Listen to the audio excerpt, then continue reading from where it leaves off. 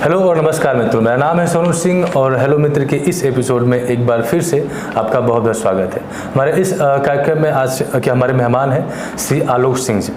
आलोक सिंह जी के बारे में आपको बताऊं तो आप एक व्यवसायी हैं और एक्टिव पॉलिटिशियन हैं। 3 बार कि आप सभासद रहे हैं कैलाशपुरी से।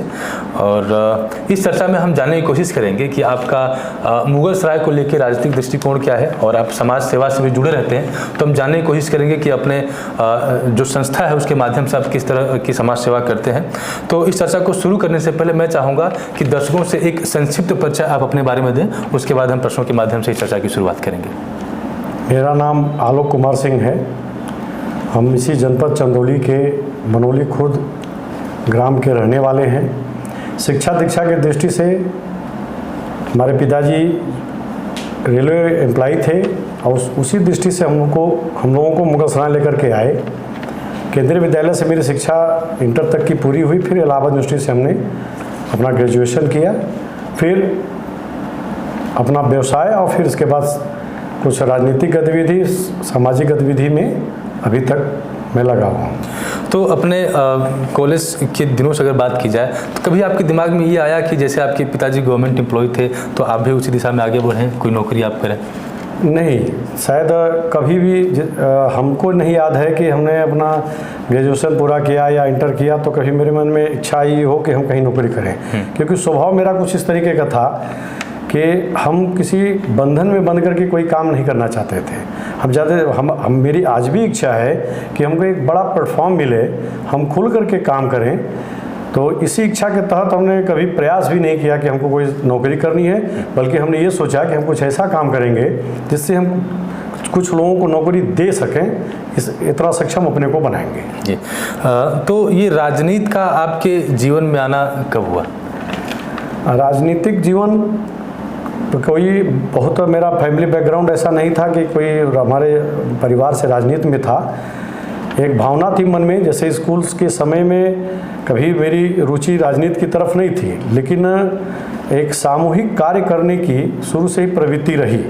खेल कूद में विशेष रुचि रही, पढ़ने लिखने में भी सामान्य थे, लेकिन सामूहिक काम करने की जो एक रुचि थी उसी के तहत फिर जब हम लोग काम करना शुरू किए तो राजनीति का जुड़ा हुआ।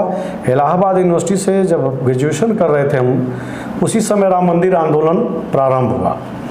क्योंकि देश की काल और परिस्थितियाँ ऐसी थीं जहाँ पे कि तुष्टीकरण पूरी तरह से हो रहा था और इंटर के बाद में कहा जाता है कि धीरे धीरे मैच्योरिटी आने लगती है। हमको भी समझ में आया कि जिस देश में बहुसंख्यक हिंदू हैं उस देश में तुष्टीकरण के नाम पे हिंदुओं को दबाया जा रहा है। और उसी समय राम मंदिर आंदोलन प्रारंभ हुआ।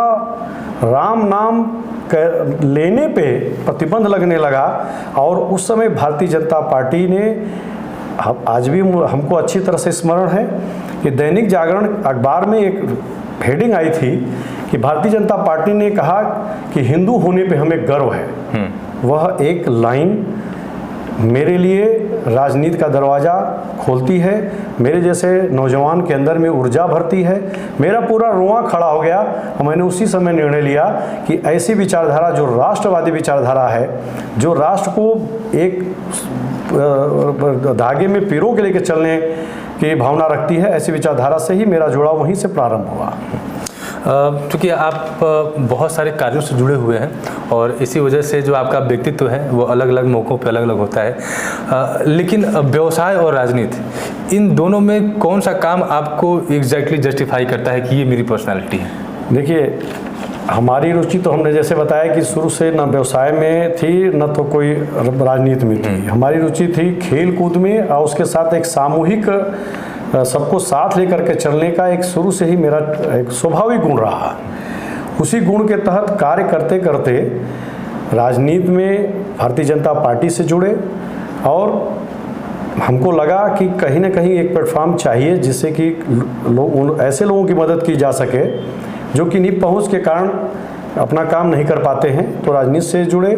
व्यवसाय तो रोजी रोटी एक मजबूरी है परिवार के भरण पोषण के लिए, या अगर आप कुछ करना चाहते हैं तो अपनी क्षमता को बढ़ाने के लिए व्यवसाय करना जरूरी है कि आप इतना सक्षम हो कि किसी की मदद कर सकें, इसलिए व्यवसाय करते हैं। मुगल सराय में आपने राजनीति का एक लंबा दौर देखा है, चूँकि आप 15 साल सभासद भी रहे, और वो भी एक ऐसे एरिया के जहाँ की राजनीति बहुत उतार चढ़ाव भरी होती है, बहुत पोस्ट कॉलोनी मानी जाती है। तो ये इतने लंबे समय में किस तरह का राजनीतिक बदलाव आपने देखा मुगल सराय में? देखिए, मेरे पास अपना एक दृष्टिकोण था, मेरा अपना एक विजन था, काम करने की अदम्य इच्छा आज भी है। उस समय भी जब हमने यह निर्णय लिया कि सभासद का चुनाव हम लड़ेंगे, तो हमने अपने पिताजी से बात की। इलाहाबाद यूनिवर्सिटी से लौट के आए, मित्र थे, जैसे हमने आपको बताया कि सामूहिक रूप से हम लोग उठते बैठते थे, तो सभी लोगों ने कहा कि आप चुनाव लड़िए। हम गए, पर्चा भी खरीद के आए, लेकर के आए।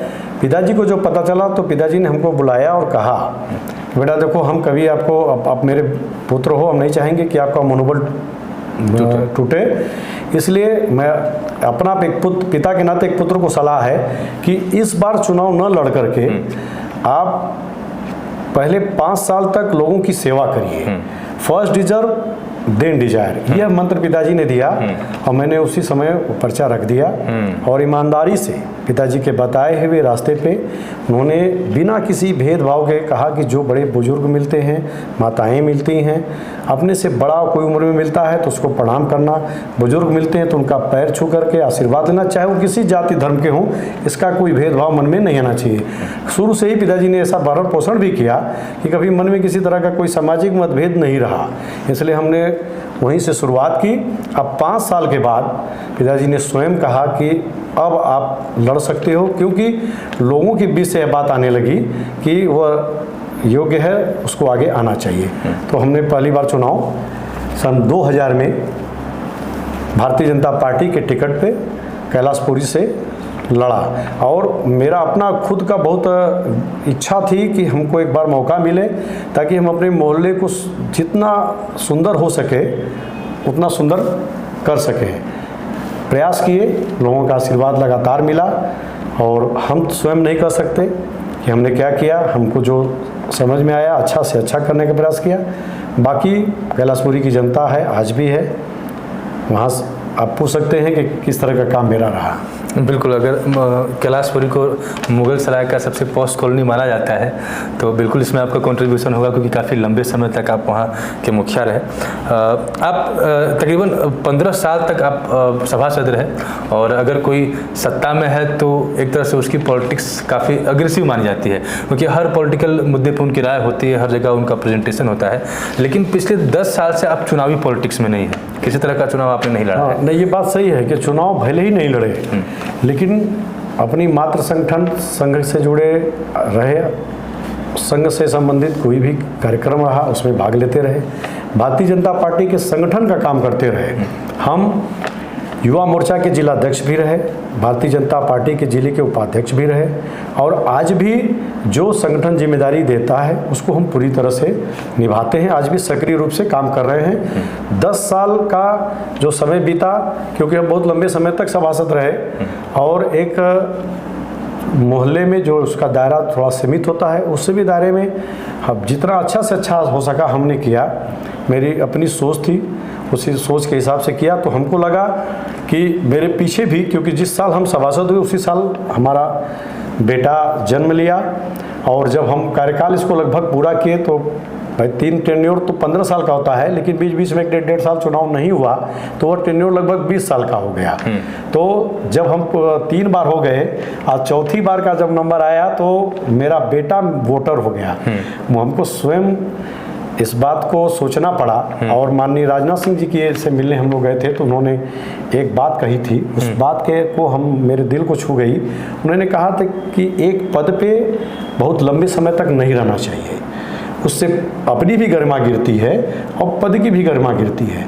जब समय काफ़ी बीत गया तो मुझे लगा कि मेरा बेटा वोटर हो गया, तो मेरे पीछे तमाम लोग होंगे जो लाइन लगा कर किस बात का इंतजार करते होंगे कि आलोक सिंह हटेंगे तो हमारा नंबर आएगा। तो हमको लगा कि अगर हमसे भी बेटर लोग हो सकता है हों, तो हमने स्वतः जो पार्टी का आदेश था कि नहीं क्या नाम है लड़िए, मेरी क्योंकि महिला सीट हो गई थी तो मेरी पत्नी को टिकट देने की बात हुई थी। हमने कहा कि नहीं, राजनीति हम करते हैं, मेरे नाम पे मेरी पत्नी को टिकट दे दिया जाए यह अन्याय होगा। हमने स्वतः अपनी दावेदारी वापस ली, इस आशा और विश्वास के साथ में कि हमको इससे भी बड़ा प्लेटफॉर्म आने वाले समय में मिलेगा, हम काम करेंगे। लेकिन चलिए, समय का इंतज़ार है, हम अब उस इंतज़ार में हैं, बहुत धैर्य के साथ काम करने वाले हैं। हमको इंतज़ार है कि कभी जीवन में किसी भी प्लेटफॉर्म पे इससे बड़ा प्लेटफॉर्म अगर मिला तो निश्चित रूप से जो मेरे मन में मेरा दृष्टिकोण है, मेरे मन में जो मेरी सोच है, उसके अनुसार हम कार्य करके दिखाएंगे। बाकी और किसी चीज़ की इच्छा नहीं है। चूँकि आप के अंदर एक राजनीतिक महत्वाकांक्षा है, अगर आप उसके बारे में बता पाएँ, और उस राजनीतिक महत्वाकांक्षा के साथ साथ उससे आप किन चीज़ों को मुगलसराय में साधना चाहते हैं? देखिए, जैसे हम संगठन का भी काम करते हैं तो हमने कभी किसी नेता से चाहे किसी व्यक्ति से अपने पद के लिए कभी सिफारिश नहीं किया। इसलिए नहीं किया कि जब हम काम करेंगे, उस योग्य रहेंगे, तो संगठन हमारा भारतीय जनता पार्टी एक ऐसा संगठन है जो सबकी चिंता करता है। अगर भाजपा के नेता नहीं भी करते हैं तो हम संघ का एक ऐसा मात्र संगठन हमारा है जो सब पे निगाह रखता है। अगर हम सोच रहे हो कि मेरे पे निगाह नहीं है तो हमारी भूल है। संघ का निगाह सब पे होता है। समय आने पे निश्चित रूप से सही निर्णय लेता है संघ, और उस जगह पे सही व्यक्ति को बिठाता है। हमको बिठाए तभी सही हो ऐसा नहीं है, लेकिन अगर समय आएगा तो हमको पूरा विश्वास है कि हमको मौका मिलेगा। चूँकि चुनावी समर चल रहा है, इसमें बहुत सारे दूसरे दल के नेता भी भारतीय जनता पार्टी में शामिल हो रहे हैं। कुछ ऐसे भी लोग हैं जिनका जो नाम है या काम है खराब चीज़ों से भी जुड़ा, कुछ ऐसे लोग हैं जिनकी राजनीतिक महत्वाकांक्षा बहुत बड़ी है तो अपनी महत्वाकांक्षा के साथ जुड़े हैं। थोड़ा सा हम अपने जो मेरा दृष्टिकोण है मुगलसराय के प्रति, उसके बारे में आपसे चर्चा कर लें। देखिए, मुगलसराय मेरा अपना मानना है, उस दृष्टि से नहीं कि बहुत आधुनिक सुविधाएं जहाँ हों वही शहर हों, लेकिन मानवीय दृष्टि से और सामाजिक दृष्टि से रहने के लिए सबसे सुंदर स्थान अगर कोई है तो मुगलसराय है। यहाँ किसी प्रकार का कोई बड़ा क्राइम नहीं है, न कोई यहाँ बहुत बड़ी प्राकृतिक आपदा आनी है, न भूकंप आना है, न बाढ़ आना है, न तो यहाँ पे किसी तरह का आज तक कोई बड़ा दंगा हुआ, न तो कोई गैंग ऐसा है जो कि कहीं सक्रिय हो। हाँ, तो इस तरीके का कुछ भी नहीं है। मुगलसराय में हम सब लोग आसपास के गांव से आकर के बसे हैं, एक साथ रहते हैं, एक दूसरे को जानते हैं, तो रहने का बहुत सुंदर स्थान है। लेकिन इसके अलावा मेरा मानना है कि जो मूलभूत सुविधाएं होती हैं वह मुगलसराय में होनी चाहिए, क्योंकि पूरा भारत बदल रहा है। पिछले 10 साल से माननीय प्रधानमंत्री नरेंद्र मोदी जी के कार्य जो रहे, उन कार्यों से बगल में ही बनारस से लेकर के चंदौली में भी परिवर्तन हुआ है, चंदौली जिले में भी परिवर्तन हुआ, अगल बगल के सभी जगहों में परिवर्तन हुआ। लेकिन मुगलसराय शहर में जो होना चाहिए, मेरा मानना है कि चाहे वो कोई प्रतिनिधि रहा हो, सांसद रहा हो, विधायक रहा हो, चेयरमैन रहा हो, वह मुगलसराय को कभी अपनी प्लानिंग का हिस्सा नहीं बनाया। जो अभाव हम महसूस करते हैं व्यक्तिगत रूप से, वह महसूस ये होता है कि मुगलसराय में कम से कम जो जरूरी सुविधाएं हैं, जैसे मुगलसराय में एक सुंदर पार्क होना चाहिए जहाँ पे कि हमारे बड़े बुजुर्ग, हमारे बच्चे, महिलाएं जाएं और सुकून से घंटा 2 घंटा जो दिन भर की तनावपूर्ण दिनचर्या है उसको वहाँ जा कर के उससे थोड़ा सा रिलैक्स हो। इसके बाद एक हमारे यहाँ बहुत सारी प्रतिभाएं हैं, जैसे खेल संबंधित। हम लोग को खेलने के लिए या सुबह टहलने के लिए, योगा वगैरह करने के लिए रेलवे के मैदान का सहारा लेना पड़ता है। रेलवे की स्थिति ये है कि जैसे पहले अंग्रेज़ों का शासन था तो उसमें एक स्लोगन था कि Indians not allowed, Indians and dog not allowed, यह एक स्लोगन उनका था। लगभग वैसा ही व्यवहार रेलवे के लोग करते हैं। रेलवे के जो अधिकारी हैं या जो भी वो अपनी प्रॉपर्टी उसको समझते हैं, जबकि वो भूल जाते हैं कि उस प्रॉपर्टी से बाहर निकल करके वो हमारी प्रॉपर्टी में भी आते हैं। लेकिन वहाँ पे जाने के बाद में खेलने कूदने पे, योगा वगैरह करने पे काफ़ी टीका टिप्पणी की जाती है। वह बात हमको बहुत खलती है। हमको लगता है कि यदि जो जनप्रतिनिधि रहे इससे पहले यह निर्णय लिए होते कि कहीं कोई मुगल सराय के भीतर में तमाम ऐसे जगह हैं जहाँ भी सार्वजनिक ज़मीनें हैं, उनको एक जगह इकट्ठा करके अगर एक खेल का मैदान नाम मात्र का भी बना देते, एक बाउंड्री भी कर देते, घूमने टहलने का खेलने का हो गया होता, तो शायद वह जो व्यवहार हो हम लोग झेलते हैं वो नहीं झेलते। इसके अलावा जो हमारे अपने कलाकार हैं, बहुत सारी प्रतिभाएं हैं, शानदार प्रतिभाएं हैं, जिसको हम लोग गाय बगाई के छोटे छोटे कार्यक्रमों में देखते हैं। मेरी सोच थी कि कम से कम मुगलसराय में एक ऑडिटोरियम ऑब्लिक इंडोर स्टेडियम होना चाहिए था। उसके लिए स्थान भी है, ऐसा नहीं है जैसे जो पिछला फायर ब्रिगेड का स्थान खाली हुआ जिसमें पहले फायर ब्रिगेड था, उस जगह पे अगर ठीक तरीके से प्लानिंग हुआ होता तो नीचे अंडरग्राउंड पार्किंग दे करके फर्स्ट फ्लोर कमर्शियल होता, सेकेंड फ्लोर पे ऑडिटोरियम और इंडोर स्टेडियम बनाया जा सकता था। लेकिन उसके लिए विजन, सोच और दृढ़ इच्छा होनी चाहिए। जो भी आया तो किन्हीं या तो काल परिस्थिति के अनुसार वो नहीं कुछ कर पाया, या शायद उसकी सोच ऐसी नहीं थी। पद पे बैठने के बाद में उसको लगा कि बस किसी तरह से समय काट लेना है, या कोई आया तो उसको लगा कि हमको कुछ बना लेना है, पब्लिक का बने न बने अपना बन जाए। तो हमको लगता है कि कुछ जो जरूरी चीज़ें, जैसे एक बहुत बड़ी समस्या है जल निकासी की, वह भी पूरे नगर की बहुत बड़ी समस्या है, उसके प्रति भी सेंसिटिव होना चाहिए। इससे शानदार अवसर नहीं मिलेगा कि जब हमारे उत्तर प्रदेश में सरकार है, केंद्र में सरकार है, हमारा विधायक है, हमारा सांसद है, सब कुछ अपने अनुकूल है। तो ऐसी परिस्थिति में यह काम किया जा सकता था। हमारे चेयरमैन पिछली बार रहे, कोरोना के वजह से 2-2.5 साल भले ही उनका नुकसान हुआ, प्रयास किए होंगे। दुर्भाग्य से इस बार मौका रहा, तो इस बार लोगों का जनादेश मिला कि नहीं, भाजपा नहीं रहेगी, किन्नर रहेगा तो किन्नर हैं। अब उनकी सोच कितनी होगी, कैसी होगी, जैसी उनकी सोच होगी, हम मानते हैं कि हमारा दल पूरी तरह से तैयार है उनका सहयोग करने के लिए। मुगलसराय को बदलना चाहिए, यह अभी आवश्यकता है। मुगलसराय की जो चीज़ें हमको मिलनी चाहिए वह जनप्रतिनिधियों को उसकी चिंता करनी चाहिए, घोषणा तक केवल सीमित न रहे। मेरा आग्रह है कि हमारे जैसे व्यक्ति को मौका नहीं मिल, हम ही करें, हम ही को मौका मिले ऐसा नहीं जरूरी है, जिसको मिला है वो अभी कर सकता है। तो ये जो सोच है थोड़ी सी मेरी कि अगर कभी जीवन में लोगों का आशीर्वाद मिला, कभी मौका मिला, तो हम कुछ करें न करें, लेकिन इन चीज़ों पे विशेष रूप से पूरा ताकत लगा करके काम करने का प्रयास करेंगे। एक बात मैं आपसे पूछूंगा, थोड़ा कंट्रोवर्शियल है। अभी मैंने 2 दिन पहले माननीय विधायक जी का वीडियो देखा है जिसमें उन्होंने बोला कि अगर कोई चुनाव प्रचार में जाता है तो भारतीय जनता पार्टी का हर एक कार्यकर्ता अपने आप को विधायक समझ सकता है और कॉलर खड़ा करके वो मार्केट में जा सकता है। लेकिन जैसे ही आप स्टेशन से इधर आएंगे सब्जी मंडी होते हुए कैलाशपुरी की तरफ, तो आप देखेंगे कि फुटपाथ पे दुकानें लगी हुई हैं। जब आप रेलवे के गेट के पास जाएंगे काली मंदिर के सामने, तो वहाँ पे पूरा ऑटो खड़ा रहता है, जो कि सबसे गंभीर समस्या है। उतना क्राउडेड प्लेस, क्या ऑटो को वहाँ से हटा के किसी पार्किंग जोन में नहीं डालना चाहिए, पार्किंग नहीं अलॉट करना चाहिए उनके लिए? इतनी गंभीर समस्या है। तो एक बीजेपी के कार्यकर्ता होने के नाते क्या आप इस समस्या को उनसे अवगत नहीं कराते हैं, इसको उठाते नहीं हैं? मैंने बिल्कुल कई बार ये एक बीजेपी के कार्यकर्ता के नाते ही नहीं, एक मुगलसराय के जिम्मेदार नागरिक के नाते भी इस बात का बहुत मन में ग्लानि होती है कि आज अपनी सरकार है, सब कुछ है, लेकिन इसके बाद भी इस विषय पे कभी कोई जनप्रतिनिधि या कोई गंभीर नहीं हुआ। हम लोगों ने कई बार इस विषय को उठाया।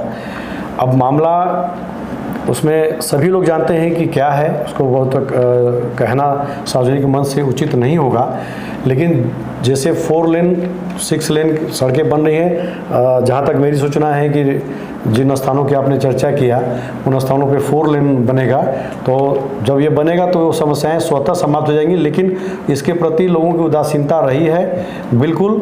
रही बात विधायक जी के इस स्टेटमेंट की कि कॉलर उठा करके चलना चाहिए, हर व्यक्ति अपने को विधायक समझे, हम समझते हैं कि बहुत अच्छी बात है।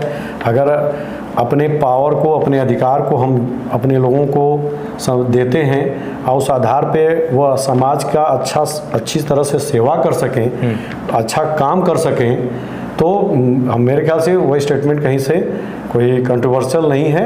हाँ, अगर कोई विधायक अपने को मान करके कोई गलत काम में संलिप्त होता है तब तो इस स्टेटमेंट का कोई मतलब नहीं बनता है। चुनावी काल है, समय चुनाव चल रहा है, मनोबल बढ़ाने के लिए विधायक जी ने कार्यकर्ताओं को यह बात कही है।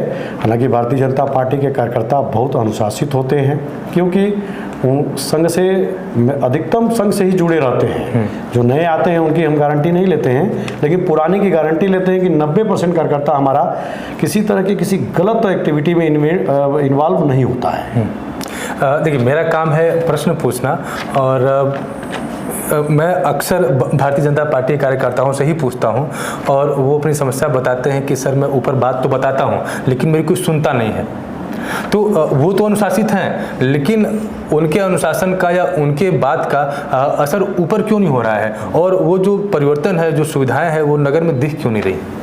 नहीं, बिल्कुल ऐसा नहीं है कि कार्यकर्ता कहता है लोग सुनते नहीं हैं, लेकिन जो आपने 2 स्थान बताया, एक सब्जी मंडी, दूसरा वीआईपी गेट के पास में दोनों तरफ टेम्पो वगैरह का अवैध स्टैंड, पुल के नीचे अवैध स्टैंड, पुल के उस पार अवैध स्टैंड, यह मामला वास्तव में बहुत गंभीर है। ये रोड, ये 4 लेन की समस्या नहीं है। हाँ, इसके प्रति थोड़ा सा हम आग्रह करेंगे, अगर आपके माध्यम से माननीय जनप्रतिनिधिगण जो भी हों, अगर इसको हमारी बात को सुन रहे हों, तो ऐसा नहीं है कि अगर उसमें पहल किया जाए तो इस मामले का समाधान नहीं हो सकता है। जैसे सब्जी मंडी पहले एक तरफ थी नाले के पास में, वहाँ से उनको स्थान दिया गया कि आप थाने के सामने आ जाएंगे।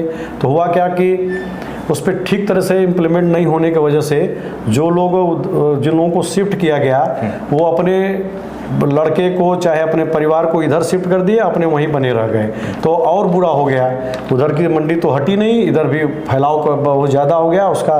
अब देनी होता है कि आए दिन जाम रहता है। तो स्टैंड की बात है, चाहे तो जब सक्षम व्यक्ति जो भी है वो चाहे तो इसका समाधान निकाल सकता है।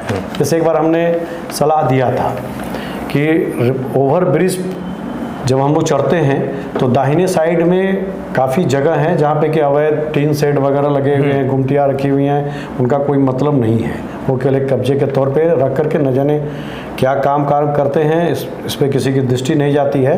तो हमने ये कहा था कि जितनी ज़मीनें पटी हुई हैं या और जगह व्यवस्थापन करके रेलवे से अब आपसी बातचीत करके, क्योंकि सरकारें अपनी हैं ऊपर नीचे, तो पहल करके रेलवे से उस जगह को ले करके सारे जो ये वाहन हैं उनको वहीं स्टैंड, एक टेम्पोररी स्टैंड वहाँ घोषित करिए और नंबर लगा करके उनको सवारी छोड़, जैसे स्टेशन से सवारी को लेना है तो उनको एक एक 2-2 करके छोड़िए, ताकि वो सवारी लेते हुए निकल जाएं। आम लोगों को भी, पैदल चलने वालों को भी कोई दिक्कत ना हो। हम लोग कभी कभी बहुत परेशान हो जाते हैं। अभी आज के समय में अगर कोई महिला हो या कोई स्टूडेंट हो या कोई बुजुर्ग हो तो वो फुटपाथ पे चल के इधर से नहीं आ सकता है, नहीं, कहीं पे जगह ही नहीं। नहीं, बिल्कुल सही कह रहे हैं। हम भी अपनी गाड़ी अपने घर पे नहीं रखते हैं, इसलिए नहीं रखते हैं कि कोई इमरजेंसी पड़ी तो निकाल करके जाने भर में तो व्यक्ति चला जाएगा, इसलिए गाड़ी हम अपने ऑफिस में रखते हैं कि वहीं से निकाल करके वो भीड़ का सामना कम से कम करना पड़े जी। तो ये तो समस्या है, इसमें कोई दोहराई नहीं है। हम समझते हैं कि आने वाले समय में इसका भी अच्छा समाधान, क्योंकि भाजपा बहुत काम के प्रति भाजपा की सोच रहती है। भाजपा कोई बहुत छोटे सोच की राजनीति नहीं करती है। जब यह विषय लोगों के पास जाएगा, हमारे जिम्मेदार लोग हैं वो उस पर सोचेंगे और उसका कोई न कोई गंभीरतापूर्वक समाधान करेंगे जी। जैसा कि मैंने अभी प्रश्न उठाया कि जो बाहरी लोग, जो दूसरे दल से आए हुए लोग बीजेपी में शामिल हो रहे हैं, कई बार उनकी महत्वाकांक्षा बहुत बड़ी होती है और पहले से ही उनका अपना एक एजेंडा होता है। तो क्या आपको लगता है कि इस तरह के लोगों का पार्टी में आने से जो पार्टी का जुड़ाव है आम लोगों से, ये कमज़ोर होगा, मजबूत होगा? भविष्य में इसके ऊपर क्या असर पड़ने वाला है? देखिए, कुछ समय पहले तक तो जो आपने प्रश्न किया उस पर हम लोग भी सहमत नहीं थे कि अचानक, जैसे सत्ता में जब कोई दल होता है तो सत्तारूढ़ दल तक के कुछ नेता होते हैं जो सत्ता से ही रहेंगे, चाहे किसी की सरकार रहे, वो उसमें आराम से ट्रांसफ़र हो जाते हैं और ट्रांसफ़र होकर के अपना जो भी उनका उल्लू होता है उसको सीधा करते हैं। तो जो आए अन्य दलों से या नए लोग जो आए, चाहे जो भी महत्वाकांक्षा लेकर के आए, राजनीति में कुछ पाने की इच्छा लेकर के आए, या काम व्यवसाय या अपने अवैध कारोबार के को सोच करके आए कि उस पर हमारा कोई असर नहीं होगा, हम सत्ता से जुड़ जाएंगे तो। लेकिन भाजपा ने किसी को संरक्षण नहीं दिया। जो लोग आए उनको लेकर के हम लोग भी मन में, क्योंकि अब उस सोच पे हम लोग नहीं जा पाते हैं जिस सोच पे आज वो शीर्ष नेतृत्व तो हमारा सोचता है, उस सोच पे हम लोग जा पाते। इसलिए थोड़ा सा शुरुआती दौर में हम लोग भी असंतुष्ट थे कि इतना ज़्यादा नहीं होना चाहिए, सबको ले रहे हैं, सब का उस तरह के स्वभाव के लोग नहीं हैं। क्योंकि भाजपा के अंदर जो भी हैं वो बहुत अनुशासित और संघ से जुड़े हुए अधिकतम, चाहे नेता हों या कार्यकर्ता हों। माननीय प्रधानमंत्री जी स्वयं संघ के बहुत बड़े प्रचारक रहे और पूरा जीवन संघ में बिताया। उसी तरह से बहुत सारे कार्यकर्ता, लेकिन जब नए आते हैं तो थोड़ा हम लोग के मन में आया। लेकिन वह शंका तब दूर हो गई जब विगत दिनों 4-5 विधानसभाओं में चुनाव हुआ, 4 विधानसभाओं में भाजपा की सरकार बनी। उसमें पार्टी ने जिस स्तर पे निर्णय लिया, बहुत सारे नए लोग भी आए थे। जैसे मध्य प्रदेश के संदर्भ में लीजिए, तो मध्य प्रदेश के संदर्भ में बहुत नए लोग भी भाजपा ज्वाइन किए थे। अगर उनकी महत्वाकांक्षा को पार्टी प्रश्रय देती तो मुख्यमंत्री वो बनते। लेकिन भारतीय जनता पार्टी ने एक ऐसे कार्यकर्ता को मुख्यमंत्री बनाया जो स्वयं नहीं सोच सकता था कि हमको भी मुख्यमंत्री बनना पड़ेगा जी। पिछली पंक्ति में खड़े हुए व्यक्ति को सोच समझ करके उनका पूरा राजनीतिक जीवन की चर्चा करके हमारे शीर्ष नेतृत्व ने, माननीय मोदी जी ने, अमित शाह जी ने, राजनाथ सिंह जी ने, आदरणीय गडकरी जी ने, नड्डा जी ने, सब लोगों ने मिलकर इतना शानदार निर्णय लिया कि हम लोग जैसे कार्यकर्ता जो थोड़ा सा इस बात को लेकर के मन में थोड़ा दुखित है कि बाहरी लोग आ रहे हैं तो हम लोग का क्या होगा, हम लोग निश्चिंत हो गए कि भारतीय जनता पार्टी में जो काम करेगा, जो ईमानदारी से राष्ट्रवादी विचारधारा से जुड़ा रहेगा, उसको निश्चित है कि आने वाले किसी भी उम्र के पड़ाव पे कोई न कोई अवसर भाजपा जरूर देगी जी। चलते चलते मैं एक आखिरी प्रश्न मैं आपसे पूछना चाहूँगा कि आप सामाजिक कार्यों से भी जुड़े रहते हैं, आप एक संस्था से जुड़े हुए हैं, तो अपने कुछ सामाजिक कार्यों के बारे में बताइए जो आप अपने संस्था के माध्यम से करते हैं। ये देखिए, सेवा का भाव हमारा स्वाभाविक गुण रहा, शुरू से ही रहा। कभी भी अपने लिए हमने नहीं कभी सोचा कि हमको कुछ का नाम सभासद भी रहे, तो कभी व्यक्तिगत सोच से कभी सदन में नहीं गए कि आज चलेंगे तो हमको अपने लाभ का कोई काम करना है। तो सामाजिक सेवा में तमाम संस्थाएं थीं। जब कोई आह्वान होता था तो अपनी क्षमता अनुसार आगे बढ़ कर के हम लोग हिस्सा लेते थे। कोरोना काल में आदरणीय सतीश भैया जी ने और आसाराम जी, तमाम कुछ जो लोग हम लोग साथ में काम करते थे, सभी लोगों ने सुझाव दिया कि हम लोग टुकड़ों में काम कर रहे हैं, बिखर करके काम कर रहे हैं, इससे बेहतर है कि एक संस्था बना करके, रजिस्टर्ड संस्था बना करके हम लोग काम करें।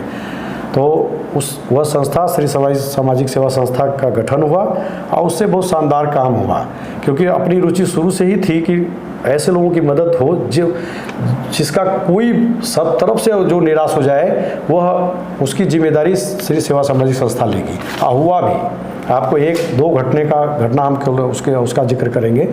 एक चहनिया के पास में मौर्या परिवार की एक लड़की थी जिसके रीढ़ की हड्डी में कैंसर था और बहुत मेधावी बालिका थी, उस पढ़ने लिखने में बहुत उसकी रुचि थी। लेकिन रोग के कारण जो भी उसके पास छोटा मोटा संसाधन था, माता पिता जी ने बेच करके किसी तरह से उसका इलाज कराया, लेकिन पूरा इलाज नहीं हो पाया। स्थिति ये थी कि जब वो दर्द से कराती थी तो ईश्वर से प्रार्थना करती थी कि वो उसको मौत मिल जाए।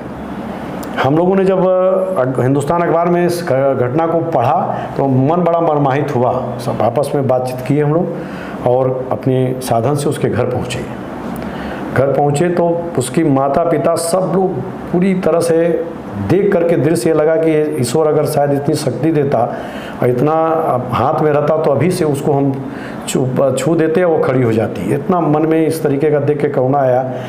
लड़की का वक्तव्य सुन करके पूरा मन झकझोर, अपना मन पूरी तरह से द्रवित हो गया, पूरा दिमाग झकझोर दिए कि उसने कहा कि आप लोग या तो हमको जहर दे दीजिए या तो मेरा इलाज कर दीजिए, अगर इलाज हो जाएगा तो हम आप लोग का पूरा ठीक हो जाएंगे, तो हम एक रुपया आप लोग का कमा करके वापस करेंगे। यह बात उसकी इतनी मन में लगी कि देखिए कितनी स्वाभिमानी है, कितना तकलीफ से गुजर रही है, उसके बाद भी उसके मन में है कि हम किसी तरह से मेरा इलाज हो जाए, लेकिन हम किसी का एहसान नहीं लेंगे, हम उसका एहसान वापस करेंगे। उसमें हम लोगों ने प्रयास किया, संस्था ने पूरी तरह से लगी और उसका ऑपरेशन हुआ। आज वो पूरी तरह से स्वस्थ है। देख करके मन में बहुत प्रसन्नता होती है कि चलिए यह मानव जीवन मिला है, कम से कम एक अच्छा काम हमने किया। गाहे बगाए न चाहते हुए भी कुछ बुरा भी होता होगा अपने हाथ से। दूसरी घटना, एक कीर्तन पासवान करके है, सिकंदरपुर का गांव का रहने वाला लड़का, मोटरसाइकिल से वो वापस आ रहा था और हल्की बारिश हुई थी, उसमें उसकी मोटरसाइकिल स्लिप की और बुरी तरह से उसको चोट लगी। हाथ पैर तो टूटा ही, रीढ़ की हड्डी टूट गई, उसका पेट के नीचे का पूरा हिस्सा काम करना बंद कर दिया। जहाँ भी गया तो 3 लाख 4 लाख का इलाज कराया। उसकी माँ की हालत है कि माँ विधवा थी, यानी उसका पति कुछ समय पहले मर गया था। एक बड़ा लड़का था, वो भी कुछ समय 2-3 महीने के अंतराल पे मर गया। तीसरा जो अंतिम था, जो उसका सहारा था, वह भी एक्सीडेंट में अपंग हो गया। तो वह बात हम आई सोशल मीडिया के माध्यम से मेरे पास, हम ही देखे, पढ़े, हमको लगा कि यार ये तो गजब का भगवान का ये न्याय कहे कि अन्याय कहे। तो हमने इस बात की चर्चा अपने संस्था में की। संस्था के लोग तुरंत तैयार हुए, हम लोग गए, उससे मिले, उसकी पूरे इलाज की व्यवस्था, ट्रॉमा सेंटर में उसका ऑपरेशन कराया गया, पूरा इलाज का व्यवस्था किया गया। आज की तारीख में उसका पैर हल्का हल्का काम करना शुरू किया, फिर उसको ट्राईसाइकिल दिया गया और आज भी बेड पे पड़े होने के नाते उसको 2-4 जगह घाव हो गया था। आज भी उसका इलाज जारी है, जब ज़रूरत होती है संस्था उसकी मदद करती है। इस तरह के काम तो बहुत सारे हुए हैं, लेकिन 1-2 काम आपको बताए। यह काम इसलिए नहीं किया है, अगर हम लोग करते हैं कि इससे कोई राजनीतिक लाभ मिल जाएगा, कोई सामाजिक लाभ मिल जाएगा। हम लोग यह काम इसलिए करते हैं कि हम सब लोग दिन रात अपने बच्चों के लिए, अपने परिवार के लिए जो बनता है, जो सब सोचता है वो करते हैं। उसमें कुछ गलत भी होता है, कुछ सही भी होता है, लेकिन जब हम किसी की मदद करते हैं तो जो एक आत्मिक शांति चाहिए वह इससे मिलती है। जैसे आपको एक उदाहरण दें कि अभी कुछ दिन पहले हमारे बड़े भाई थे, उनकी माँ एक्सपायर कर गई, साथ ही रहते थे हम लोग गए थे घाट पर से लौट रहे थे, एक जगह हम लोग चाय पी रहे थे। एक अर्धविक्षिप्त महिला दौड़ती हुई आई और हमको ठोकते हुए हाथ फैलाई। हमने जेब में हाथ डाला तो क्योंकि कुछ से पहले चाय पी करके और कुछ खा पी करके पैसा दिए थे, फुटकर जेब में था, हाथ डाला तो वो सोचे कि चलो 10 का नोट है, इसको निकाल के दे देते हैं। तो निकाले तो 10 की जगह 20 का नोट निकल गया। तो देखिए मानव स्वभाव होता है, हमने सोचा कि 20 का निकल गया, अरे ज़्यादा है, तो हाथ ज्यों खींचा त्यों वो बड़ा खास करके मेरा दोनों हाथ पकड़ ली कि नहीं हमको यही चाहिए। तो हमको लगा कि जो हमने निकाला तो इसके भाग्य का था, वह इसके भाग्य से निकला, हमने उसको तुरंत दे दिया। मन में बहुत प्रसन्नता आई कि देखिए उसकी सोच देखिए कि उसको लगा कि ये वापस रखेंगे तो हमको कम वाला देंगे, इसलिए उसने उसको लिया। तो इस तरह की कई घटनाएं होती हैं जो मन को बड़ा शांति देती, सुकून देती हैं। इसलिए सामाजिक जीवन में हम तो आग्रह करेंगे आपके माध्यम से कि बहुत ज़्यादा नहीं, जो व्यक्ति थोड़ा भी सक्षम है तो अपने जीवन में यदि किसी एक व्यक्ति की भी मदद कर दिया तो जान लीजिए कि भगवान ने अगर आपको इंसान बना करके भेजा है तो आपका जीवन सफल है। हमारे साथ इस वीडियो में जुड़ने के लिए और अपनी बेबाकी से राय रखने के लिए आपका बहुत बहुत धन्यवाद। इस वीडियो में सिर्फ इतना ही। उम्मीद है कि वीडियो आपको पसंद आएगी, और अगर आपको ये वीडियो पसंद आए तो वीडियो को अपने दोस्तों के साथ साझा करें, और जिस भी प्लेटफॉर्म पे आप वीडियो को देख रहे हैं वहाँ पे चैनल को सब्सक्राइब करें और पेज को फॉलो करें। मिलते हैं आपसे अगली वीडियो में, तब तक के लिए नमस्कार। नमस्कार।